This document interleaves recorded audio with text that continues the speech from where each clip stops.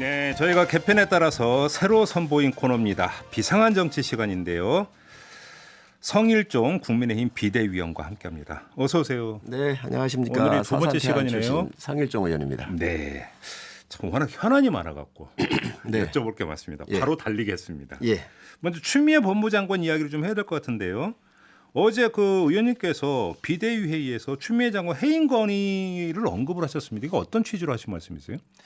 추미애 장관 해임 건의안은 여당이 좀 내라고 제가 얘기를 했지요. 여당이? 예. 왜 그런 말씀을 하셨어요? 야당이 낼 게 아니라 여당이 내야 된다. 네. 전에 그 이명박 정부 시절에 최동욱 검찰총장을 내사한 적이 있습니다. 황교안 당시 법무부 장관이.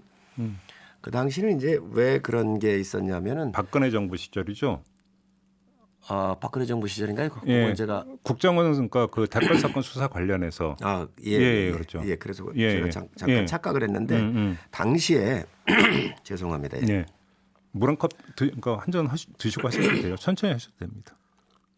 아침이다 보니까 예, 목이 당시에 잠기는 경우 많아요. 예. 최동욱 그 검찰총장이 이제 혼외자 문제가 있어서 그렇죠. 여러 가지 소문이 무성했잖아요. 그러니까 당시에 그 정권에 부담스러운 수사를 한 겁니다. 검찰총장이.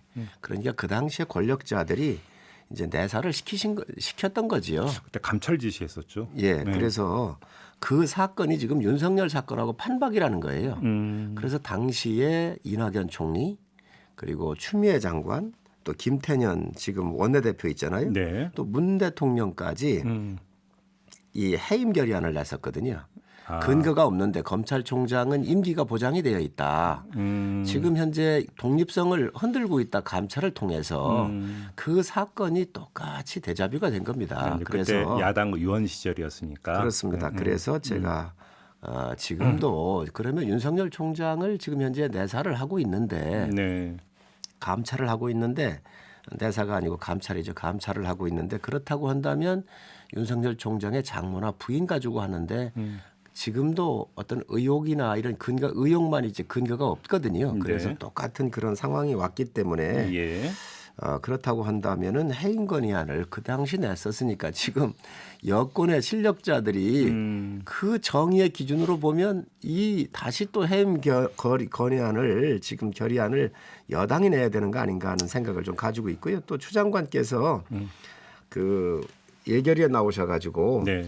그 뭐라고 얘기를 하셨냐면은 정치를 하고 있다. 그래서 그 사퇴를 하고 정치를 하라 이렇게 얘기를 하셨거든요. 윤석열 총장이 정치하고 있다. 예. 그러니까 이런 여러 가지 여건으로 봤었을 때 그렇다고 한다면 당시에 해임 건의안에 앞장섰었던 이 여권의 실세들이 지금 상황하고 거의 똑같으니까 오히려 지금 상황이 더 근거가 없지요. 그 전에 검찰총장은 혼외자의 문제가 뭐 확실한 거였지만 그러니 이번 같은 경우는 그러면 여당에서 오히려 해임 건의안을 냈으면 좋겠다 이렇게 제가 얘기를 한 거예요. 그럼에도 불구하고 안 낼 거라는 건 알고 계시죠. 물론입니다. 안 낼 수가 없지요. 그럼 국민의힘 입장은 어떤 겁니까? 그거에 대한. 뭐 저희가 뭐 낸다 한들 네. 여러 번 냈죠. 냈었는데 뭐 이건 정치 공세라고 보시면 될 것 같습니다. 네. 그렇게 솔직하게 말씀해 주시면. 자, 그러면 추미애 법무부 장관이 윤석열 총장에 대해서 감찰을 지시를 했는데 한번 좀 그 의원님의 견해를 여쭤보고 싶은데 윤석열 총장 찍어내기 차원이다 이렇게 해석을 하세요? 그거는 분명히 찍어내기죠. 그래요? 예, 그렇습니다. 그러면 추미애 장관은 윤석열 총장을 찍어내기 위해서 감찰 지시를 했고 감찰이 그러니까 그 이제 그 진행이 되는데 윤석열 총장이 어떻게 대응을 할 거라고 뭔가 진단하십니까, 의원님께서? 우선 윤석열 총장의 찍어내기가 고도에 짜여져 있는 각본에서 진행되고 있다는 생각을 갖고 있습니다. 그래요. 그 이유는 예. 국무총리께서 국회에 나오셔서 답변을 하셨었을 때에 그 추미애 장관 얘기하시고 윤석열 총장에 대해서 경고를 하셨잖아요. 그리고 나서 감찰이 진행이 됐단 말이죠. 네. 그리고 제가 듣기로는 정부 부처 총리실인지 어딘지 모르지만 이 검찰총장은 검찰청법에 의해서 임기가 보장되어 있고 또 국회에서 탄핵을 받거나 아니면 금고 이상의 형을 받지 아니하면 찍어낼 방법이 없습니다. 네. 그래서 감찰이 이루어지는데 총리께서 그런 경고로부터 감찰이 이루어지고 네. 또 감찰도 보면 평검사를 보낸다는 게 말이 되겠습니까?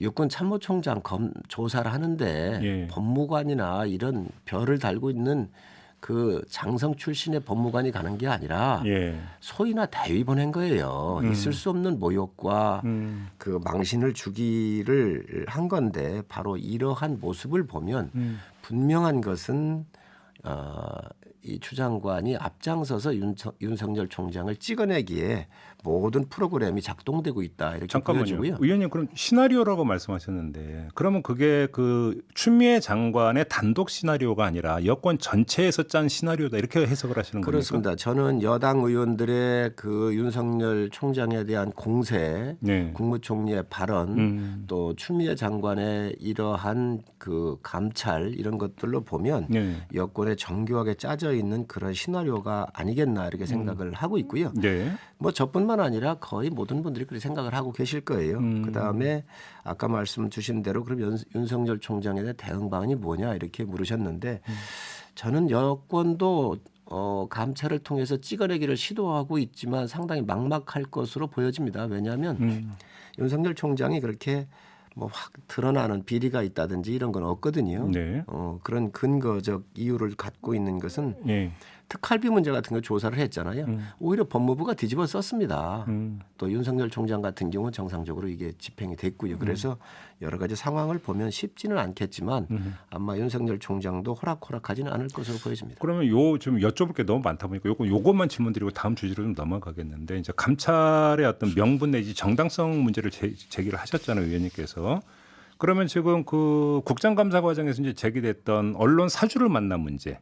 이것이 이제 서울중앙지검장 시절에 서울중앙지검의 조선일보 관련 그 사건이 여러 건이 있음에도 불구하고 조선일보 사주를 만난 게 사실이라면 검사 윤리강령 위반 아니냐라고는 취지에서 이제 그 여당 의원들이 제기를 했던 거 아니겠습니까? 그래서 그걸 받아서 감찰 지시를 했던 거고, 요건 어떻게 평가를 하세요? 글쎄 그 총장이 됐든 국회의원이 됐든 그 누구도 여러 가지 사람들 이야기를 듣고 하는 것은 자연스러운 현상이지요. 누구를 만났던 것이 그것이 그 사건하고 정확하게 일치가 되어 있고 무슨 이야기를 나눴으며 어떠한 연거 관계가 있는지 아니고 지금 추측성으로 얘기를 하고 있잖아요. 네. 이런 거야말로 정말 국민들한테 더 공분을 살 거라고 보여집니다. 알겠습니다. 검찰총장은 그 누구를 막론하고 자유롭게 만날 수 있는 것이지요. 그 정도의 직무적인 예의는 또 윤리성 갖고 있을 거라고 보여집니다. 알겠습니다. 공수처 얘기로 좀 넘어갈게요. 일단 그 후보 추천위원회가 이제 다시 열리기로 되지 않았습니까? 이번에 좀 후보 추천이 이루어질 수 있을까요? 저는 여당이 네. 옛날에 여당이 했었던 말들을 좀 정확하게 다시 한번 기억해 주기를 바랍니다. 이 공수처법하고 선거법을 패스트트랙에 태워가지고 여당이 밀어붙였잖아요. 예. 당시에 저희 야당이 격렬했습니다. 반대에. 네, 그렇죠. 자, 그랬는데 당시에 여당이 두 가지 약속을 했습니다. 비례정당을 안 만들겠다. 선거법 정신에 안 맞는다 그래놓고 당원 투표를 통해 가지고 슬그머니 비례정당을 만들었잖아요. 약속을 네. 파기한 거예요. 두 번째 공수처에 대한 굉장한 문제가 있습니다. 실질적으로 잘못하면 독재로 가고 이 유혹에 빠지잖아요.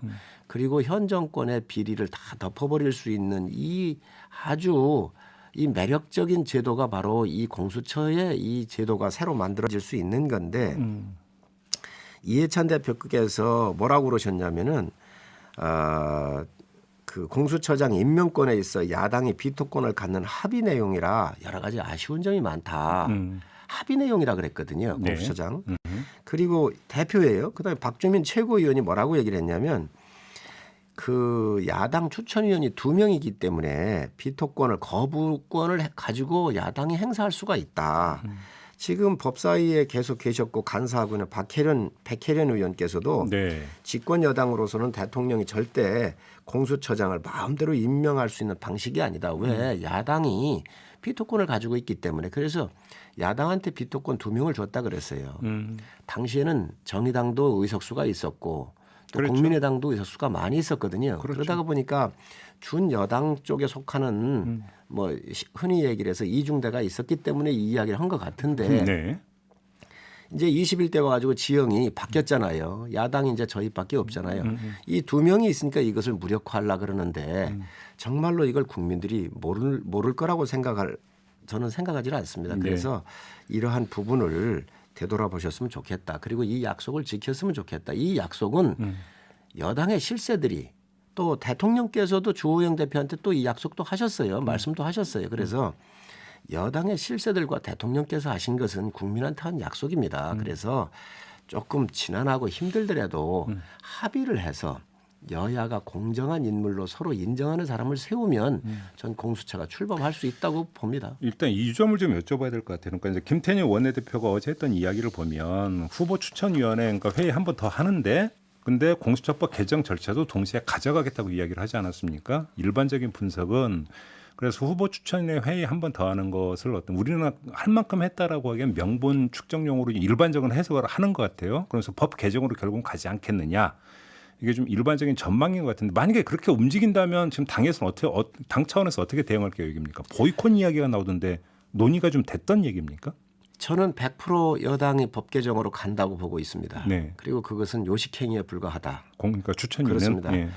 국회의장께서 회의를 열어서 추천위를 열어가지고 한번 의견을 다시 한번 집약해보자 그랬으면 이 법사위에서 이 법안 소위의 이 과정을 거치면 안 되는 것이죠. 일단 법 좀 개정 유보가 절차를. 돼야 된다. 그렇습니다.